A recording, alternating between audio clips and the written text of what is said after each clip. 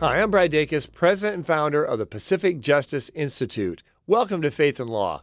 Now let's take a look at this latest trending viral video. Number 5, transgenderism is a mental disorder. Number 6,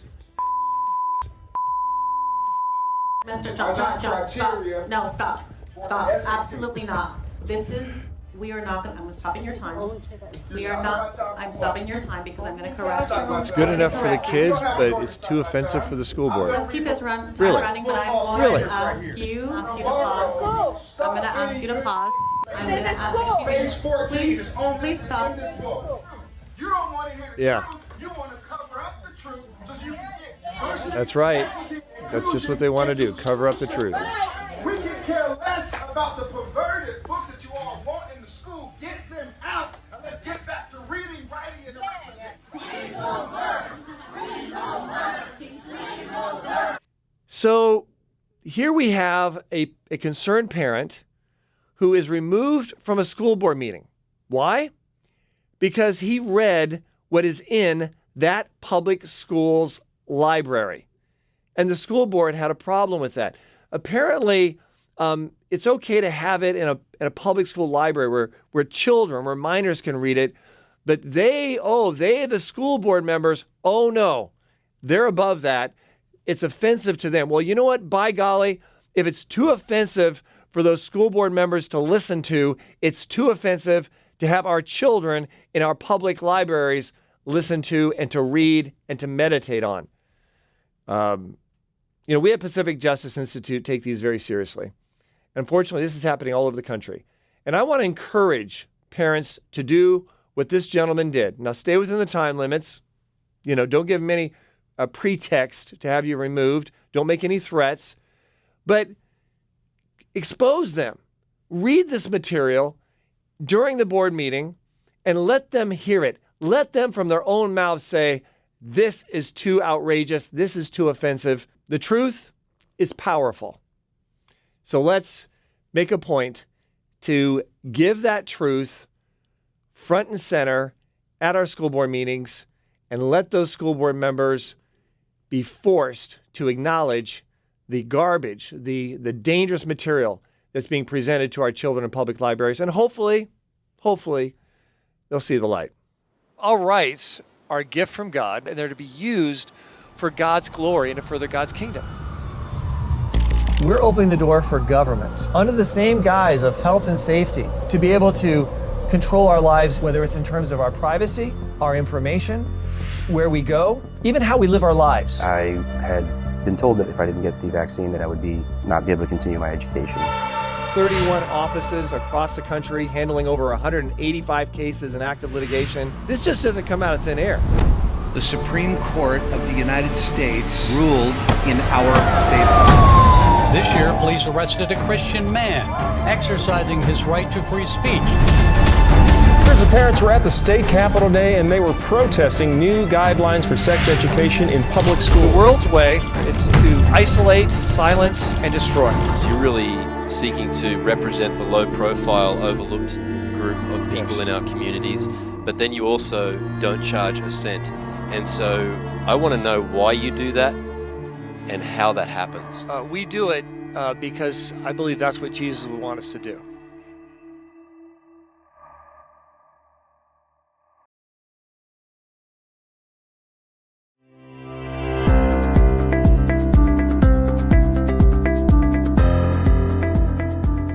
Well, the sad truth is, folks, offensive material, outrageous, dangerous material is being presented to our children in public school libraries across the nation, even in Idaho.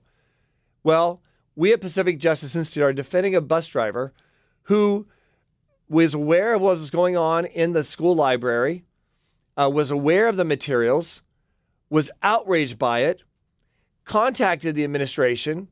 Nothing was done. So he presented an op-ed piece to the community talking about what was in that school library. And you'd think he'd be applauded. You'd think he'd be rewarded for being such a good, concerned citizen, for caring and loving those children being impacted.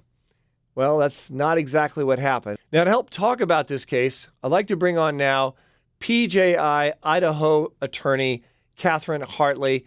Catherine, welcome to the show. So tell us about this case. What happened in this case? In this case, our client, Mr. Markley, was employed as a bus driver for a school district.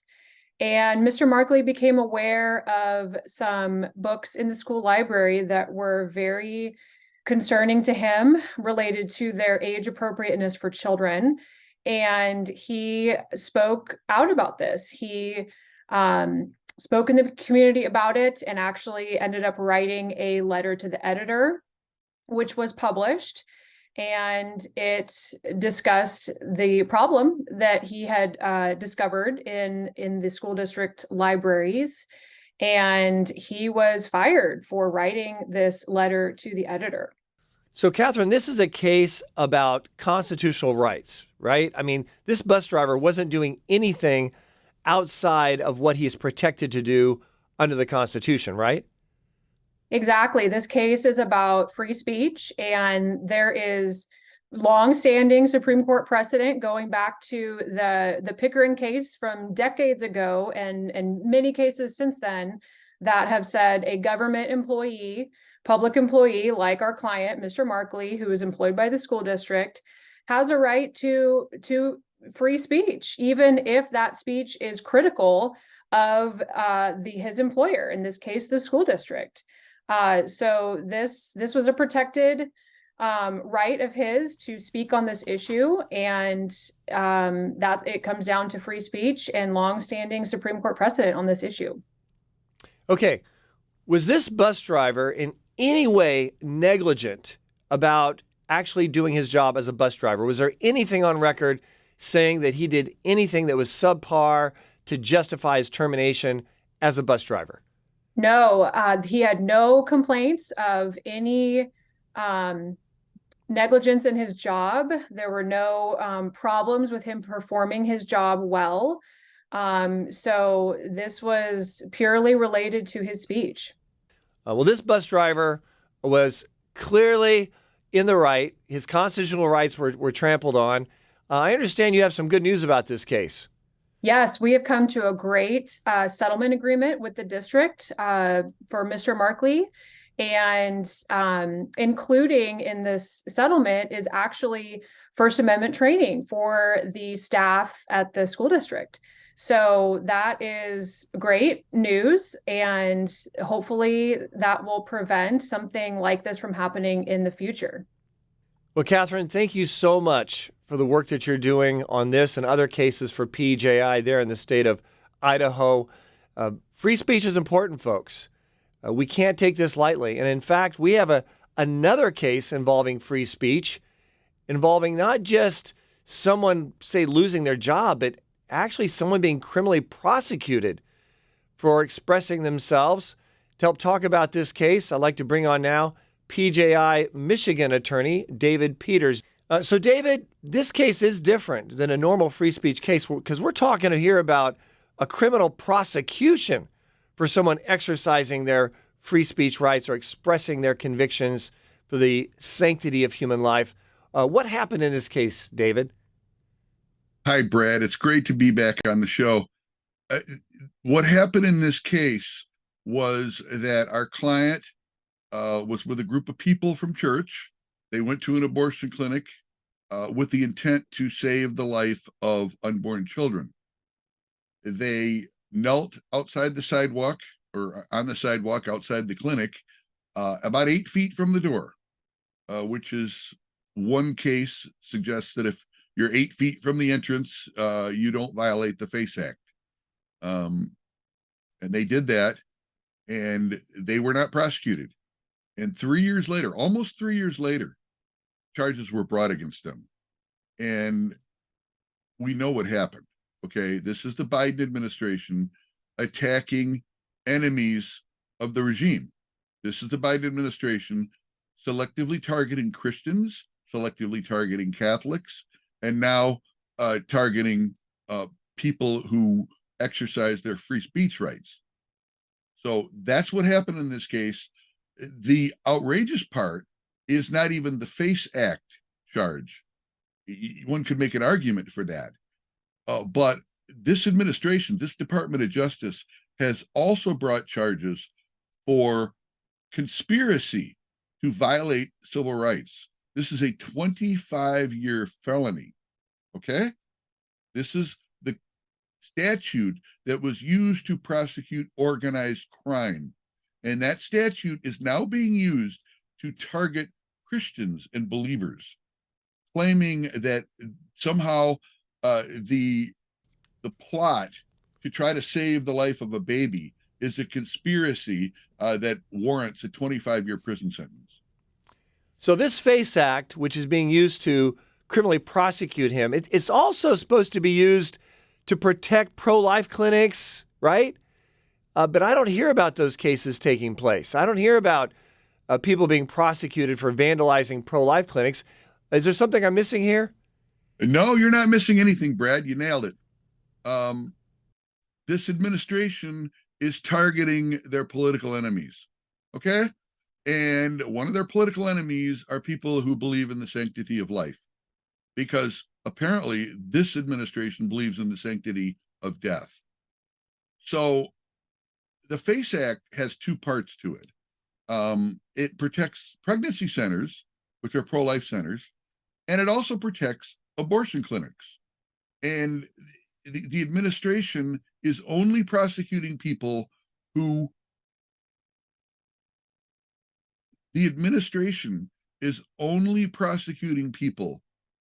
violate the part about access to abortion clinics. It is not doing anything to protect pregnancy centers. And they even sent the Attorney General of the United States out, really, to lie in front of Congress and say, oh, well, we don't prosecute the pregnancy center cases because these happen at night. And these over 100 have been firebombed. And there's been one prosecution brought, Brad. All right. But yet they're prosecuting abortion clinic protesters, and they're doing it selectively. So you're exactly right. The statute is two parts. They're prosecuting one part. And that's one of the motions we'll be bringing, equal protection. You can't pick and choose who you're going to prosecute. And so thank you for pointing that out. David, this case has made national news. It's an important case. What are the implications to the... Sorry. Well, David, this is clearly an important case. It's made the national news. So what are the implications for everyone else if this person is found guilty criminally for his pro-life expression? Oh, another great question, Brad. Look, this is the tip of the spear. Okay, if this is allowed to proceed, if these people are convicted, there's no restraint on what the government can do. The government can do just what our old buddy Uncle Joe used to do. And I don't mean Uncle Joe Biden. I'm talking about Uncle Joseph Stalin, who was fond of saying, show me the man and I'll show you the crime. And that's what they're doing here. They're targeting individuals and then looking for crimes to pin on them. And look, if this is allowed to proceed, we have a grim future. We have a Justice Department that targets their enemies. We have a justice system that will be seen by the people as unfair, because it is unfair. David, I know a lot of pro-lifers, a lot of people who are involved with sidewalk counseling and other modes of pro-life expression are watching this very closely. How do you see this case moving forward? Well, moving forward, we're going to trial. We have a trial set for April, shortly before Passover. We have several motions to bring. You mentioned the equal protection argument on the FACE Act. We're going to be bringing that. We're also going to be bringing a motion alleging what's called an invidious prosecution. It's a long shot, but we need to protect the record because, look, this case is probably not going to be won at the trial level. The people, the government has unlimited resources, and the jury probably is not going to be given the opportunity to consider this aspect of selective prosecution that's occurring. But we have things that we'll be doing after the jury verdict. If we win, then the case is over. If we lose, the case ain't over. We will be filing this all the way into the Federal Court of Appeals, into the United States Supreme Court. We have a good circuit. We have a good circuit court in the Federal Circuit, like that. We have a good district court and Court of Appeals, the Sixth Circuit Court of Appeals. So we're confident in the appellate process. We're less confident in the trial process. And I do want to say, we have a pretty good judge. He is an Obama appointee, but he's a very serious judicial scholar. And we're hoping that he will do the right thing ultimately in this case.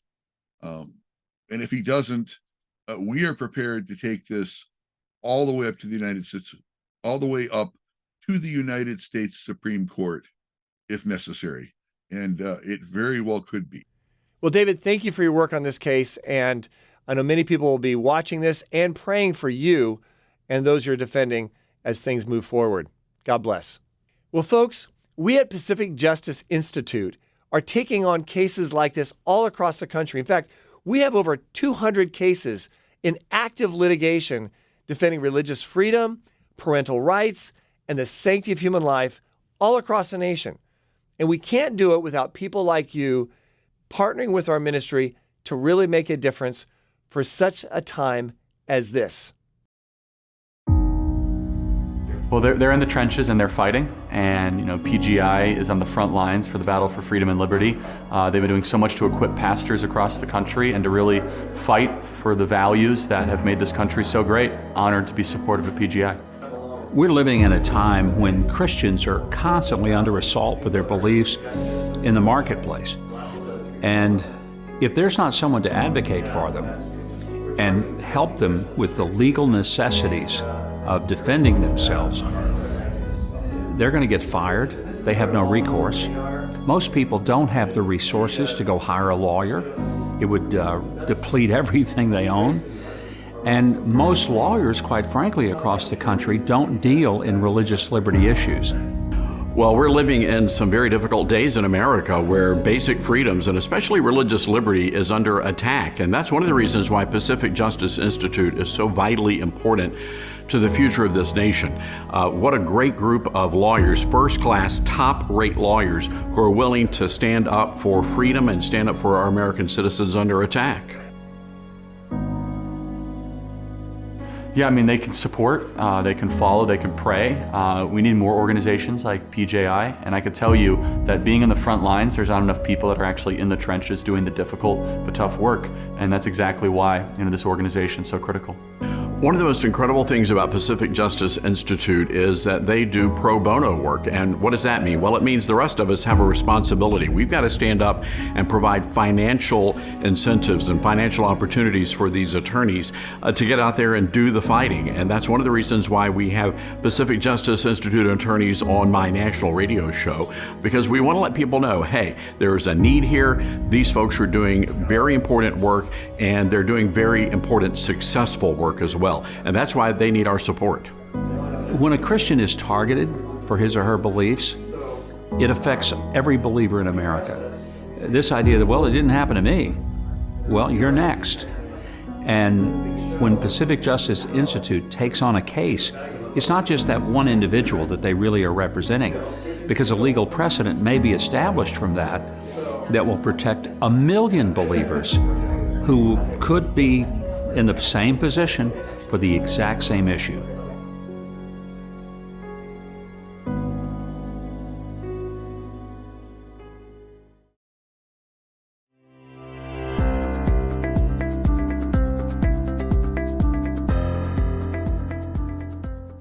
Well, folks, it's always important for us to go back to the scriptures, and the scriptures help us to actually understand even better the times that we are in.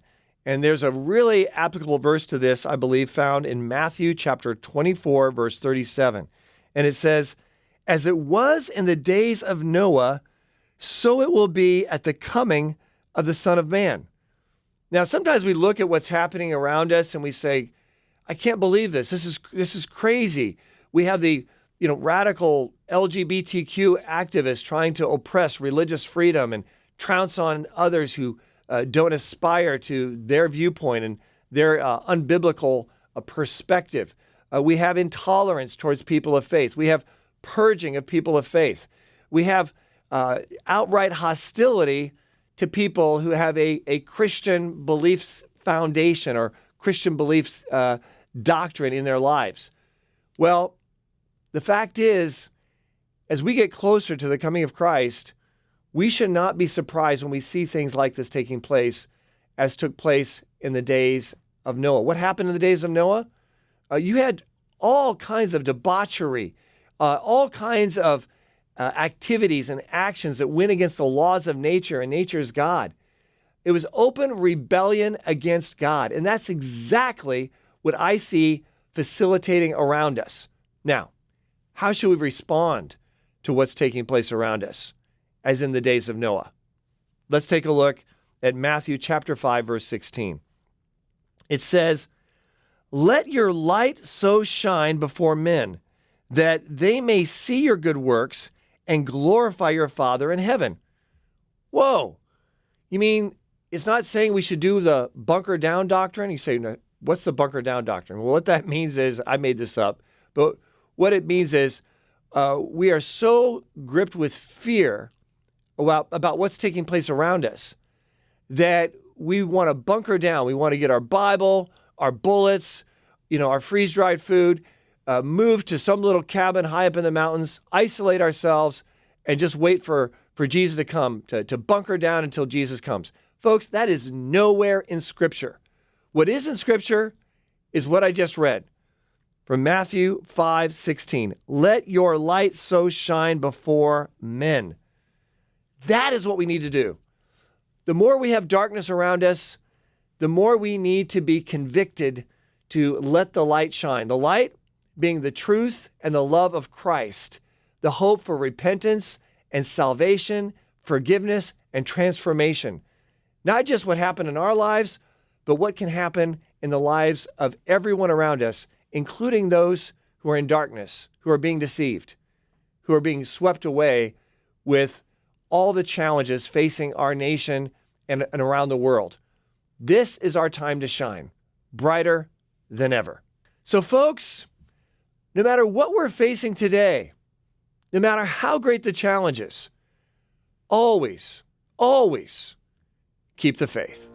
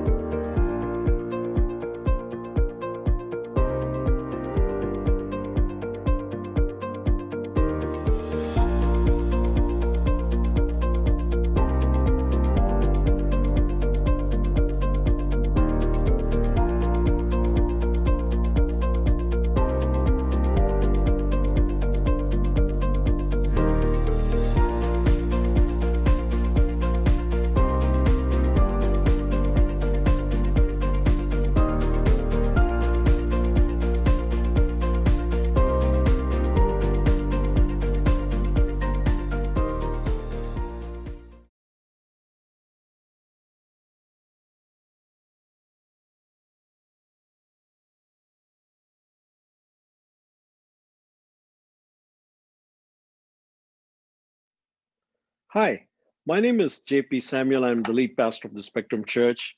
We are just incredibly delighted to hear this great news of the recent Supreme Court ruling granting injunction so that we could regather and safely meet indoors. This is just a tremendous news for us. And as a church, we are excited. This Sunday, we are about to bring our kids to meet together and have their kids' sessions indoors where they could see their friends face to face, as well as moving our entire church service within a week or so. And we are just so blessed and thankful to God and for PJI, who have been tirelessly working towards helping us to receive this. And I'm also part of a network of pastors who represent immigrant and ethnic churches. And for them, this is a humongous blessing, because for most of these churches, especially those who have immigrant churches, the church is all the family that they have. And especially in this past year, when they have lost some loved ones to COVID in their home countries, and they've not been able to travel because of travel restrictions, not being able to gather together and be encouraged has been a humongous loss. And also some of our friends, they come from countries like Vietnam and Eritrea in Africa, who have very oppressive regimes. And so when they heard that the government is shutting down the church, they experience PTSD. And some of them have not been able to grapple that, because they came here thinking this is the land of the free and home of the brave. And when they heard the same thing, it has been very difficult. And they are joyful right now that they can freely gather, regather, meet, and worship, and also meet the needs, not just of their own members, especially the kids and young adults, and also the neighborhood, where a lot of other needs have not been able to be addressed because we couldn't gather. And I'm so thankful, especially to the wonderful team of attorneys we've had. We are just so impressed as to how fast they were moving with things happening so quickly. They were on top of stuff and they were spot on, and all their responses were very well researched and extremely well articulated and just brilliant. And I think we are so thankful that God has blessed us with this wonderful team of brilliant attorneys who have used their gifts to bless the church for times such as this. It's a historic moment, and we are grateful that you guys were able to come and bless all our churches. And this just didn't affect our church, it's opened it up for everybody else. And I'm also thankful to my other colleagues, pastors, and churches who were part of this lawsuit. Couldn't have done this without them. Sometimes it does feel lonely, and you're fighting this big system. And they were very helpful and encouraging to remind us that we have a God who is bigger than the biggest powers and principalities of this world. And so we are so thankful to them. Several other churches financially partnered, and we are thankful to them as well. And once again, our hearts go out in gratitude to Pacific Justice Institute and the work you guys do. May God bless you and use you to be these empowerers of churches in situations and times like this. God bless you. Thank you.